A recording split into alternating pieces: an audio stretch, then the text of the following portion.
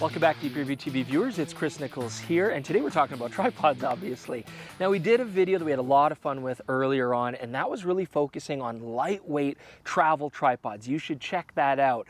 But today I want to do something a little bit different. I wanted to look at more classic mid-sized workhorse tripods. Now, all four of these tripods here all have tube diameters of roughly around 30 millimeters, and I feel like this is what most photographers can use for most of their work. You're getting good stability without going super lightweight, but without going super heavyweight either. And so I think this is really a sweet spot for a lot of people. But I don't want you guys to think about this video as a shootout or competition. Really, it's going to be more educational, looking at different price points, different features, different sizes even, and just kind of covering what the ideal tripod might be for you. And there's a little bit of backstory that we want to get out of the way. Because I want to introduce you to this tripod here. This is my ancient Manfrotto 055 mag fiber. It has served us well on Deep Review TV and long before that. I've got a 308 RC Pro Ball head on here. This thing is almost 20 years old. I think Hey Ya came out, OutKast's hugely popular party hit, around the same time that Manfrotto released this ball head. Definitely not a party hit in any way, shape, or form. And I wanted to kind of test our old workhorse tripod against the modern technology as well. You know, should we upgrade from this to something newer? If so, I mean, you might find this on the used market, and that's going to answer another question. Do you buy Chris's old tripod for a really good deal? Make me an offer. Or is it worthwhile to just say, yeah, it's time to get a more expensive but much newer tripod? Okay, so we've already talked about my classic Manfrotto. Let's introduce you to the other tripods we're going to be testing today. So first, I've got the Gitzo GT2532, and it has a center ball GH3382 QD. Now, a very prestigious and expensive piece of kit to be sure. We're going to find out if it's worthwhile. Next, we've got the Leofoto LH284C, affectionately called the Mr. Q. Now, this is the slightly smaller and lighter weight of their two tripods in the Mr. Q series. This normally would come with a Leofoto LH36 ball head, but we didn't have access to that, so this has an LH40. It's only slightly larger and heavier. And here we've got the Sirui W2204. It's got their K20 version 2 ball head on here. It's a nice match. Now, in our travel tripod, the Sirui won out as sort of the best bang for the buck. We'll see if this carries on that tradition. Now, let's just address the Italian elephant in the park. Why don't we have a modern Manfrotto like the 055 Pro? Why do we have my old 055 hunk of junk here? Well, let me explain. I mean, the new Manfrotto 055s are fantastic, and actually they improve a lot over this old mag fiber series. We also were thinking about the Manfrotto 057, but its price point is so close to the Gitzos, and because they're the same tripod family, we just thought, well, let's go with the Gitzo and show that this time. But if you guys really do want to see a Manfrotto video, we could probably cover the whole line in one video. Let us know that in the comments below and we will consider it. So now let's look at all four of these tripods at their most compact size, because this is how you're going to travel with them. This is how they're going to fit on the side of your backpack, you know, when you're hiking. So in first place here for smallest size, we have the Leofoto. Next, we've got my old Manfrotto here. Then we've got the Sirui, all pretty similar in size. And then at the end, we've got the Gitzo. Now, I do want to say, though, important thing about the Gitzo, this is a 3-section model that we have to test. And that means it's got 3 carbon fiber leg sections with 2 leg locks. That means it's going to stow larger than any of these tripods, which are all 4 sections with 3 leg locks. However, there are advantages to 3-section tripods, and I generally prefer them because they actually tend to be a little bit lighter weight and they tend to be more stable. But we're going to see if that holds true as we go through our testing. But definitely having 4-section tripods gives you a more compact design. One thing I want to point out, the Sirui actually reverses just the same as a lot of compact travel tripods do. So if you have the time to reverse it, you can make this even more compact. Now let's take a look at tripod height. It's very important as far as the functionality of the tripod. We've got all of our tripods here extended to their maximum height without extending the center columns. Now, the Leofoto was very compact when we looked at how it's stowed, but unfortunately that means it's also the shortest of the tripods, and I'm not a tall man by any stretch. I'm either gonna have to hunch over to get this up to EVF for my eye, or I'm gonna have to extend the center column absolutely. And we're gonna talk about and test how that impacts our overall stability. Now here's the Manfrotto 055 LH5, same issue here. I'm always extending the center column when I'm using this tripod in order to get it to a comfortable level. Now take a look at the Gitzo. I mean, this is great. I mean, this is ideal for my height. I can easily and comfortably look through the EVF without stooping over, so I can still extend this quite a bit higher if I need to with the column. Now, interesting enough, the Sirui here, this is, because of its reversible nature, the most compact tripod when it comes to putting in your backpack or your travel bag, and yet when extended, it actually gives us the nicest, largest height. So if you're a taller person like Jordan, you're gonna love this, or even with my height, what I actually like about taller tripods is then I can comfortably shoot up into trees or into the sky without having to stoop all the way down. So I really like the height on this. Now we have the height of all 4 tripods with the center columns fully extended. So the Leofoto here is now giving me a good usable height that I could shoot up into trees, but anybody taller than 5'8", 5'9" might have some issues there. The Manfrotto's always had a really long center column. In fact, you can see it rivals the Gitzo, very usable height there. And the Sirui again is our tallest tripod. Honestly, way too tall for what I would need, but I think Jordan would find this great. Now, a big part of owning a tripod is having to carry it around with you everywhere, and having a lightweight tripod is absolutely fantastic. Carbon fiber does that, but I do want you guys to understand that having the lightest weight tripod possible isn't necessarily the best thing. There's a lot of factors involved, like how stable it's going to be, and of course we're looking at 4 different tripods that are all different heights and sizes and amounts of leg section, so take this with a grain of salt. However, there's one important thing we can get out of this. The Manfrotto's the heaviest. My old 055, my arm. I mean, the fact is, we've got older materials in construction. This is the heaviest of the bunch. Now, next we have the Gitzo. This has really nice high quality carbon fiber. It's definitely lighter than Manfrotto.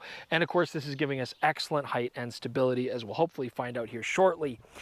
The next one that we have is the Sirui. Now this is again a really tall tripod, gives us the highest height of all of them, but it's ranking quite nicely as far as overall weight goes as well. Now our lightest weight tripod, well, it's going to go to the Leofoto, but let's point out some stuff just to maintain context here.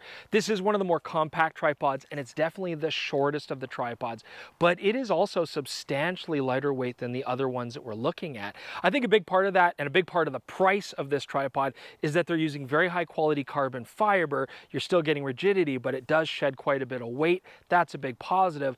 Let's also keep in mind that we're testing this with the LH40 head. That's the weight that we've given, but normally this would come with the LH36 head, which would shed another 80 grams. Now let's just get a little bit more in depth on center columns in general, because it's a big part of the functionality of a good tripod. Now, there are many different kinds of center columns and mounts that go well beyond the scope of this video. The 4 tripods we're looking at today basically have a long version and a short option. I'm going to talk about the differences with all the different tripods. But the important thing is these can all be reversed upside down if you want to get the camera really stable below the center of gravity of the legs, you know, if you're doing macro work. And the short column lets you, again, get the legs out almost 90 degrees to get right down flat to the ground, perfect for low angles and macro shots. Now the Leofoto has a classic, very solid metal locking collar that lets you raise and lower the center column, but it also has a really unique feature here. I can just loosen this lever lock, push the safety button, and the column comes right out. Then I can take this short plate and I can click it right in and then just lock it again. Now that is very fast and convenient to change. It gets me low angles. The thing is though, if I have to take the ball head off of here, unscrew the locking pin, screw it back onto here, that slows me down anyways. Where I could see this being advantageous is if you were willing to put the extra cost into a second ball head on here, or to use this for other applications, say put a video head on here or a geared head for studio work, for example. The old Manfrotto 055 center column, the bane of my existence. Now, first off, we have a plastic handled locking nut. Unfortunately, they crack over time, and this one is no exception, so I'll be careful here.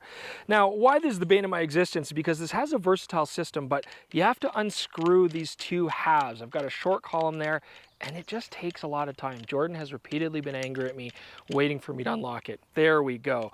Now, this does give me some neat features though. I can use just the short plug, as it were. There we go. I can lock it down, and I can do great low angle work, macro work, low to the ground stuff. Just put out the legs 90 degrees, and I'm basically right down there. But I can also turn the column sideways through here. Now, again, I'm gonna have to screw this in again. Here we go. I won't do it all the way just to save you guys some time, but you get the idea. Now, Now what's really cool about this is I can get the camera away from the legs if I want to shoot straight down onto something, or again, low angle work to the ground and macro. I can even use this as a sort of impromptu macro rail to get the camera further away or closer to my subject. The only downside is, again, I got to really screw this thing all the way back in. I do want to say that the modern Manfrotto 055s simplify this down to one single button press to turn the column sideways, and that's way better. The pricey Gitzo does actually have a really elegant system for its column. So first off, classic metal collar here, so I can lock and loosen this, but it also has a really nice system when I want to go to the short column. I've got a screw mount here. I just twisted a few turns and that short column comes right off. Then I can take the column out, I can pop this in place, and there we go. Very simple and very quick. Now the Sirui also has an interesting system. I've just got a locking collar here to raise and lower the column. Once I've done that, if I want the short column, I unscrew this bottom plug. It doesn't take long for it to come out.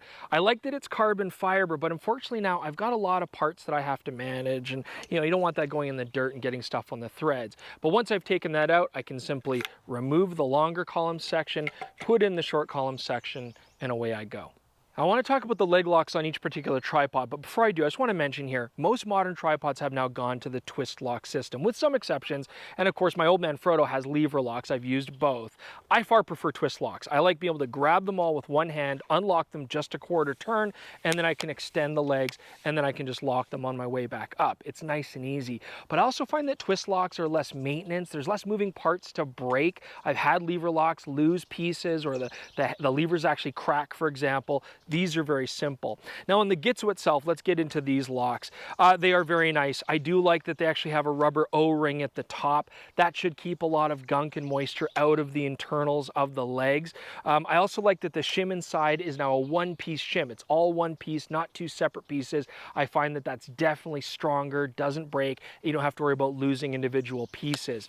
And then here at the end, you do have a classic screw foot. You can get spiked feet for this if you're going to use it in rocky terrain, things like that. One thing I will say though is earlier, this Gitzo pinched me pretty good with these locks because the tolerance is very tight here. So not only do you have to pay for Gitzo with your wallet, but you have to make a blood pact with it too. Stop hurting yourself. The Leofotos have nice grippy leg locks as well here, very easy to adjust. They also have a one-piece shim inside, I like that. And they, however, don't have an O-ring inside the leg lock, so keep that in mind. Might not be as weather sealed as the other tripods we're looking at here. I do like that you've got O-rings though on the feet. That means that they shouldn't loosen on their own, and then you just find that they're missing out in the woods somewhere, and they do actually give you the spiked feet with the kit. Next we have the Sirui, and the W series actually advertise a WPS waterproof leg lock system. I want to talk about shooting in the water just for a bit. I'll use any tripod in the water, absolutely. If it's salt water, even the Sirui, I'm totally going to rinse it out and clean it out top to bottom before shooting again. But I will say that on tripods that don't have waterproof leg locks, after I shoot in the water, I need to open those up when I get home and get all the sand and grit out of there, because it can scratch your carbon fiber legs and shims all to hell. With the Sirui, I should have to do that less. It shouldn't be as big of a concern. Now you can see here, these also have an O-ring like the Gitzo, but it's greased O-ring, so it should really keep water and gunk out of there very effectively. Otherwise, it's a nice smooth lock. Maybe takes a little bit more force to turn it because of that O-ring, and that's also true with the feet section. These are also sealed. Now, I can crack it with my hand here, but I definitely feel tension when I'm locking it down. They've even provided a little hole in there so that if it's really tight, you can put something like a screwdriver or Allen key and get the extra torque that you need to take that off. They do also provide spiked feet with these. Now we got the old Manfrotto 055, and this does showcase lever locks. Now, there are some advantages here. First off, although they can be prone to breakage, these particular ones have stood up to a lot of abuse. And I do like that you can tell at a glance whether the legs are fully locked or not. That's an important feature. I really don't find them slow either. I mean, it's not hard to just unclick these and then re-click them down. No big deal there. My main issue is maintenance, which I clearly haven't done. You probably heard the squeak there. There's lots of crud and stuff here, and that's because it's a pain to maintain these things. You got to go home, you got to use tools. It's not something you can really easily do in the field. There's springs and lots of metal pieces and stuff like that. And the shims in here are two-piece shims. They're a little bit easier to break, especially if you're overzealous like I am there with opening and closing your legs. Insert dirty joke there, go for it. So overall, I prefer twist locks. I find them a lot easier. As well, these have rubber feet, which I've replaced with various pieces. And if I want to get spiked feet, I do have to get those separately. Now it's the test you've all been waiting for. This is a highly anticipated fan favorite. We did this in our first tripod roundup. It's going to be our stability test. Now, I want to explain what we're going to do here first. We're going to set up the tripods. We're going to have all of them shooting with the columns fully collapsed, okay? Which will vary for height depending on the tripod we're using. But then we're going to also raise the tripod columns up. Jordan's going to be our ruler. We're going to get it up to his eye level. And even though some tripods will be raised more than others, I think it makes more sense because as you're shopping for tripods, the tripods you're looking at might change, but your height won't. So I think that's a better test. Now, in our first video, we tested these with our vibration calibration devices for tripods. We bought them at the store. They worked great, but they're not big enough to vibrate these larger tripods. And frankly, I don't know, if you buy those at the shop, they don't last very long. I don't know what's going on there. They break the battery. It doesn't matter. So we went onto a website and we bought a device. It is promising to bring leg quivering action to whatever situation you need, and that's perfect for our test. Now, just so you guys know, this is not a sex toy. This is a tripod personal massager, and holy, I think that's gonna do it. Hey, just a quick one here, guys. Subscribe to the channel today, and I will send you this barely used tripod personal massage device. Oh, we can't do that? Oh, it's gross? Okay. Subscribe. All right, so we've taken a look at all the files that we took here on the laptop. We've got some findings. Now keep in mind a few things. First off, we did multiple tests and controls to just even out any variation, make sure we had a good result. But also, this is a very extreme test. I mean, if the whole ground is vibrating like this on your tripod, I'd be more concerned about that than getting a sharp picture. Anyways, let's start with the Gitzo because we did get our worst result with the Gitzo. Here you can see the shot where the column is collapsed. You know, a little bit of movement. We didn't find it change that much going to the extended column, and it was about halfway extended. It might just be that Gitzo's carbon fiber or construction makes them more rigid and the constant vibration transfers through more. Anyways, take it for what you will. There's the results with the Gitzo. So next, let's take a look at the Leo photo. Now here you can see the sample where the column is fully collapsed. And keep in mind that this is going to be the lowest center of gravity of all the tripods because it is the shortest. And it did have good results. But then I was also impressed by when we extended the column all the way, it had to be fully extended. That's where it's going to be at its most unstable. And as you can see here, the results are actually still very similar. So it handled things very well. It gave good overall results.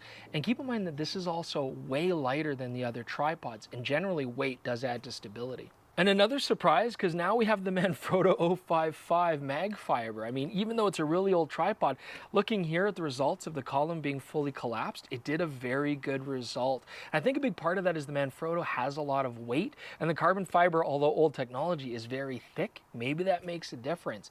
However, there's one interesting thing. When we extended the column, you can definitely notice a quality drop. And I mean, that's to be expected, but I think it's because the center column on the Manfrotto is back to an aluminum center column, and there was a little bit more loss of quality. What I will say about all the other tripods that are carbon fiber is we didn't notice as much variation when we went from collapsed column to extended. And that leaves our final contender. It's the Sirui. It did a great job, but Jordan is forcing me under duress to, do I have to say it? Hooray for Sirui. Oh, it's terrible. So, let's talk about this. It was an interesting result. So the Sirui gave us fantastic results with the column collapsed. And keep in mind that that's the tallest of all the setups. So that's very impressive. Now, you get the same result with the column extended because it was only extended about 1.5 inches to equal the Leo photo at its max height.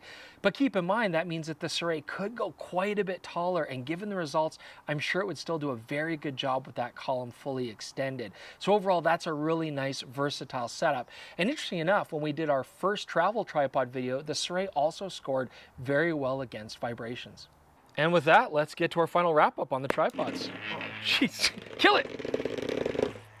The old Manfrotto. You know, it actually did a really good job stabilizing the camera. That was nice to see, and that's why we've depended on it for so many of our tests for so long. But I just really enjoyed a lot of the modern conveniences on the other tripods. I mean, I don't like plastic parts on here. Ball heads are kind of out of the scope of this video, but this is a pretty old junky ball head. And, you know, the leg locks, just harder to maintain, so I'm not doing it. I just think it's time to retire So now the Gitzo. Now first off, keep in mind that this kind of tripod, we're comparing apples to apple pears kind of thing, because this is a 3-section. You know, it is a very expensive tripod, and although it doesn't do well in our vibration tests, in real world situations, we've actually found the Gitzos to be some of the most stable tripods, and I've gotten really good results when using them. I know a lot of people out there have as well. I personally like 3-section tripods, but I feel the 4-section tripods did a good job and were able to be more compact. There's something to be said for that. But overall, very elegant, very well built, as long as you're okay with that really high price tag. So the Leofoto was a very interesting result here. Now, it is a very expensive tripod, but I do feel like the build quality is really nice. All the controls feel solid, and the carbon fiber is very lightweight and did a good job of stabilizing our camera. I like the fact that we've got 3/8 and 1/4-inch threads on here just to expand it to add attachments. And there's some interesting potential with this quick release column system. I also like the way the head was designed. It was very stable. And for me, one of the big things here is how lightweight this tripod is. So here's the thing.